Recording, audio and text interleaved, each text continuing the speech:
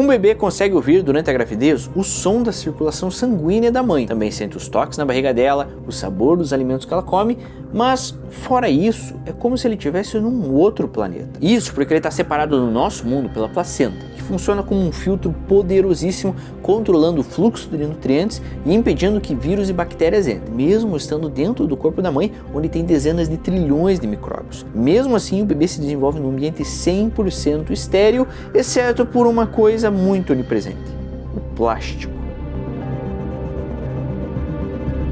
Um estudo publicado por cientistas chineses detectou pela primeira vez a presença de microplásticos, partículas com menos de 5 milímetros, na placenta humana. Eles analisaram as placentas de 17 gestantes e todas elas continham quantidades muito abundantes, segundo o estudo, de microplásticos. Eram 11 tipos, em especial o PVC, que é usado em canos e estava presente em 43% das amostras, e o polipropileno dos canudinhos e potes de margarina, que estava em 14,5%. E esses plásticos interferem não somente na placenta, como podem também afetar o bebê. Pesquisadores da Universidade de Manchester demonstraram como o bisfenol A, ou BPA, ingrediente presente numa série de plásticos, afeta o bebê. O BPA, lembrando, está em garrafas plásticas, potes para guardar comida e até em latinhas de alumínio, porque elas são forradas com plástico por dentro. Quando a gestante ingere fragmentos dessa substância, ela se espalha pelo corpo e chega até a placenta, onde inibe um gene chamado ESRG, que controla o crescimento do feto.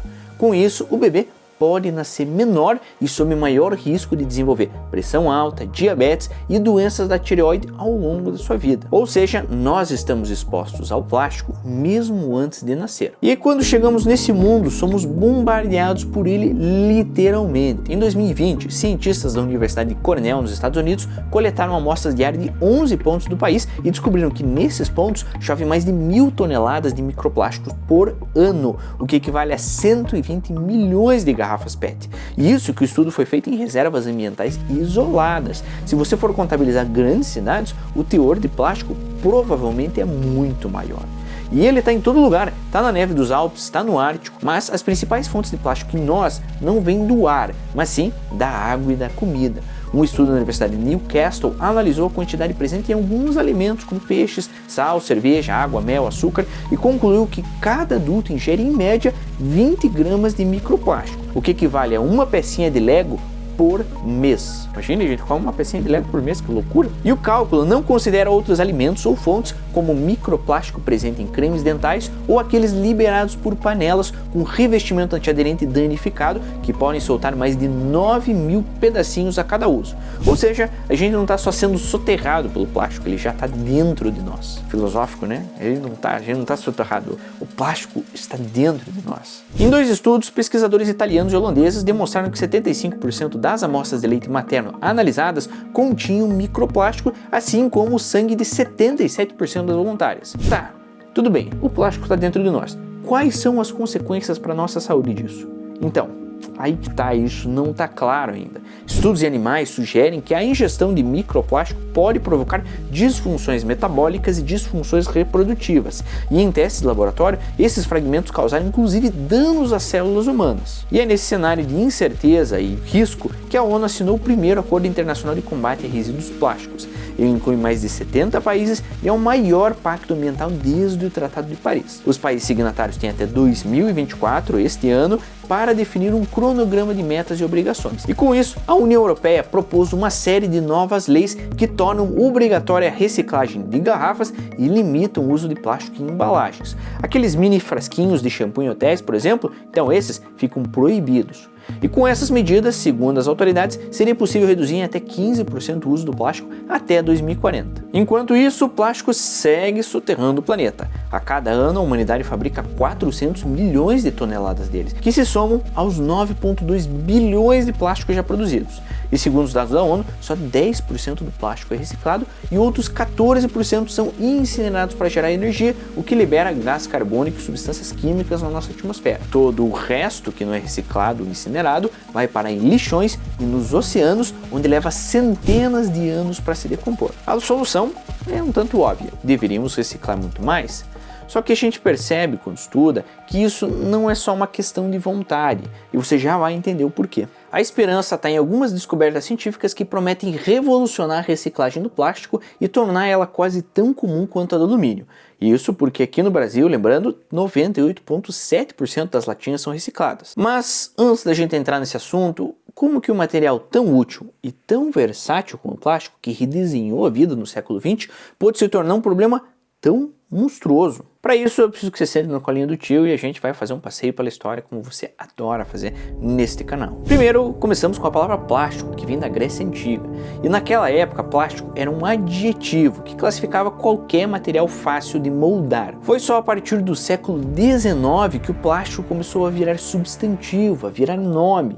E isso porque em 1856 o inventor inglês Alexander Parkes inventou a parquesina, que é nitrato de celulose feito a partir de polpa de madeira tratada com ácido nítrico. Nascia aqui o primeiro plástico. Seu objetivo era bastante modesto, substituir o marfim em objetos domésticos como botões, puxadores de gaveta e suportes de escovas. Isso porque o marfim era muito caro e muito difícil de conseguir. Para isso então, Parkes fundou a empresa, a Parkes Company, para comercializar esse produto.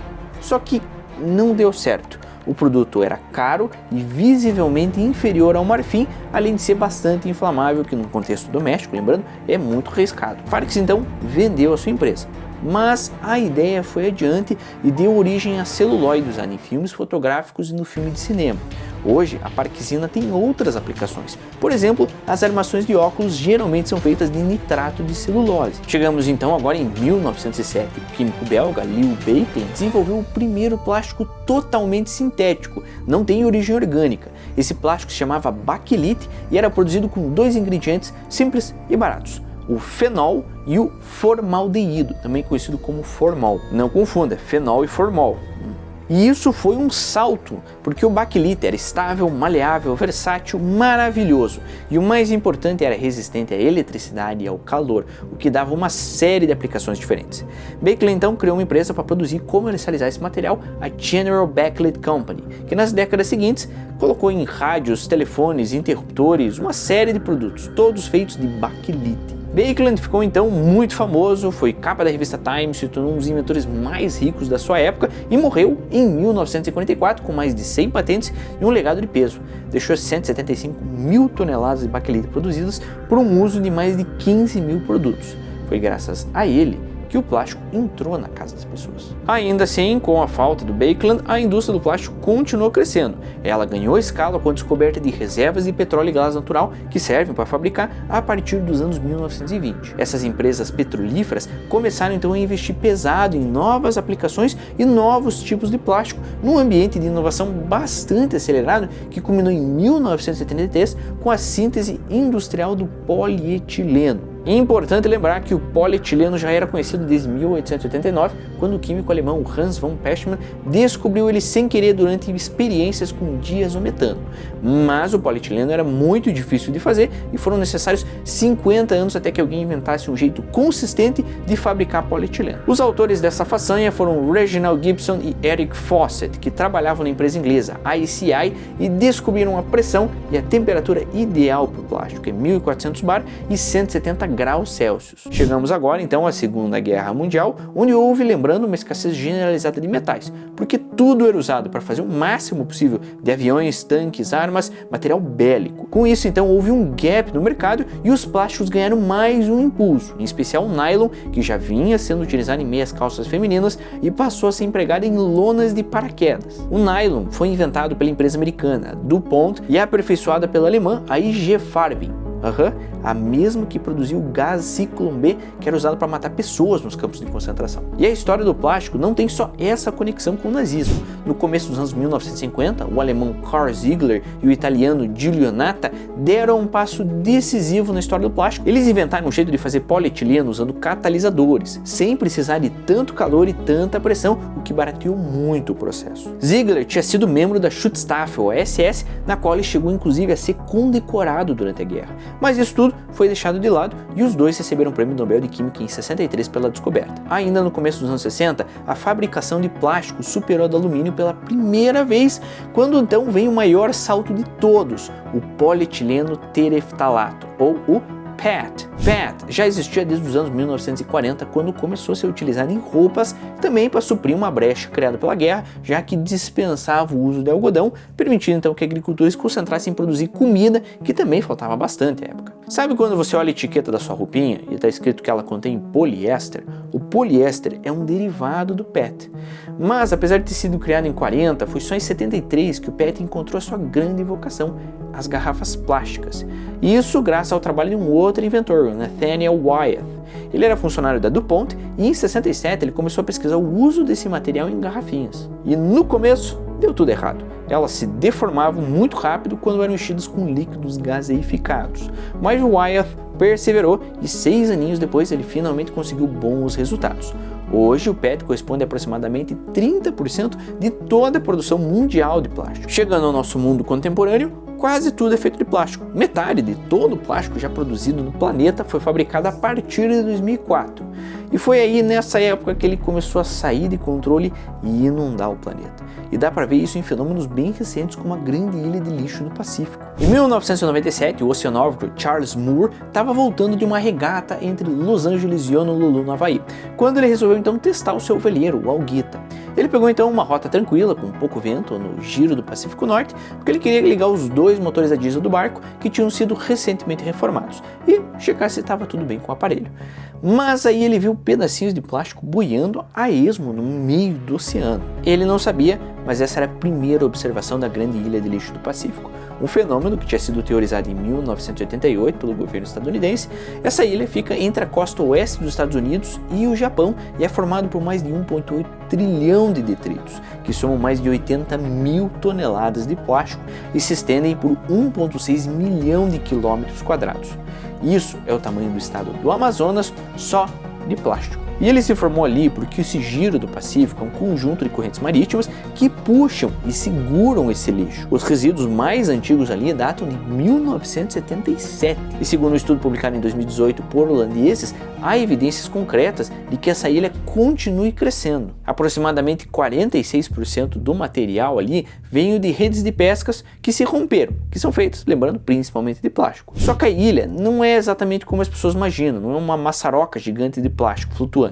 Na sua maior parte, ela na verdade é invisível ao olho nu, porque o lixo, lembrando, o plástico ele vai se fragmentando e 80% dele já está na forma de microplástico. Esses fragmentos são muito pequenininhos e ficam espalhados por uma área muito grande. Por isso então que a ilha é difícil de ver, seja de barco, seja por imagens de satélite. Mas isso causa um impacto ambiental enorme, afeta mais de 700 espécies marinhas que podem ficar presas na ilha do lixo ou ingerir plásticos em quantidades nocivas. Lembrando que muitos desses bichinhos nós também comemos eles depois que eles comem o plástico. Além disso, como os pedacinhos de plásticos deixam a água um pouquinho turva, elas reduzem o acesso das algas marinhas à luz do sol, o que pode desregular seriamente a cadeia alimentar marítima. E você já sabe de tudo isso. Isso já está muito bem documentado, numa série de lugares você tem acesso. E provavelmente você tenta fazer alguma coisa. Você usa menos objetos descartáveis, separa seu lixo orgânico reciclável e isso é maravilhoso, continue. Mas só isso não resolve, por 2 razões. A primeira é que o plástico só pode ser reciclado algumas poucas vezes. Cedo ou tarde ele acaba virando lixo de qualquer maneira. A segunda e principal é que nem todo plástico é reciclável. Das 7 categorias de plástico que existem, somente o PET e o polietileno de alta densidade que são recicláveis em escala comercial. Nos demais casos, geralmente tem algum problema que complica ou impede a sua reciclagem. O poliestireno, o isopor, por exemplo, é considerado inviável de reciclar porque o seu transporte é bem caro, cada 1 kg desse material muito leve ocupa muito mais espaço do que qualquer outro tipo de plástico. E ele ainda se esfarela facilmente quando manuseia. Já o PVC contém cloro, que é liberado na forma de gás tóxico quando esse plástico é aquecido. E o polipropileno dos canudinhos e potes de margarina não sobrevive bem depois de reciclado, porque ele vira um material muito fraco com poucas aplicações.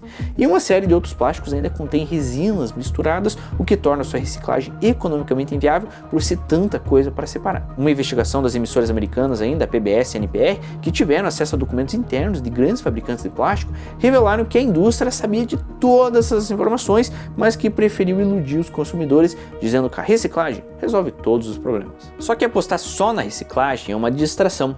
Segundo a ciência, a saída está em redesenhar os produtos para que eles deixem de ser descartáveis e se tornem reaproveitáveis. E tem uma série de formas de lidar com esse problema, como por exemplo o projeto Ocean Cleanup, que foi criado por Boyan Slat, um holandês, e que já fez as primeiras retiradas de plástico do grande ilha de lixo do Pacífico. Tudo isso usando grandes redes presas a flutuadores que capturam esses resíduos. O objetivo do projeto é acabar com a ilha de lixo por meio de um trabalho pontual e persistente, ou seja, um trabalho de formiguinha.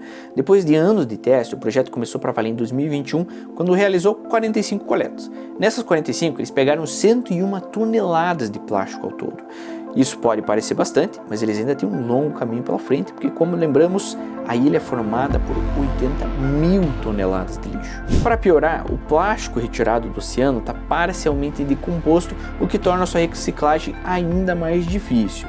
E aí que a gente volta aos problemas anteriores. Nem todo plástico pode ser reciclado e isso nem sempre é economicamente viável. Todavia, entretanto, nos últimos anos surgiram alguns avanços que podem mudar esse jogo. E o maior deles vem da própria natureza. Um grupo de pesquisadores estava testando amostras de solo perto de uma usina de reciclagem de garrafas PET na cidade de Sakai, no Japão.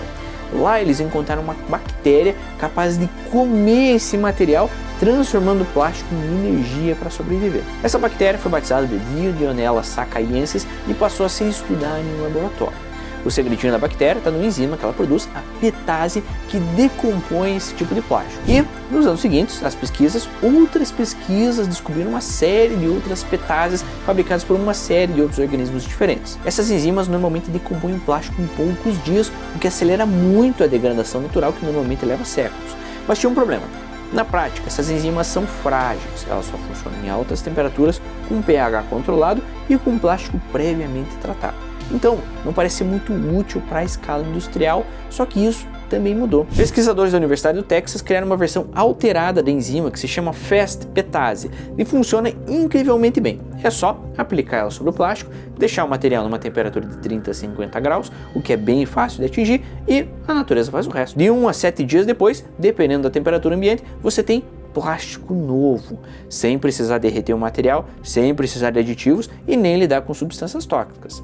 E a enzima não só decompõe esse plástico, na verdade o que ela faz é repolimerizar as moléculas do material, montando novamente as cadeias de átomos que formam o PET e o tornam tão flexível, tão resistente e tão bem aplicável. Em tese, a enzima poderia ser fabricada em grande escala e usada para reciclar garrafinhas plásticas de uma forma bem mais rápida e barata e principalmente bem mais ecológica da forma como é feito hoje. Além da petase, existem uma série de outras enzimas e, como disse, uma série de outros micróbios que decompõem outros tipos de plástico e que podem ser geneticamente alterados para ganhar eficiência.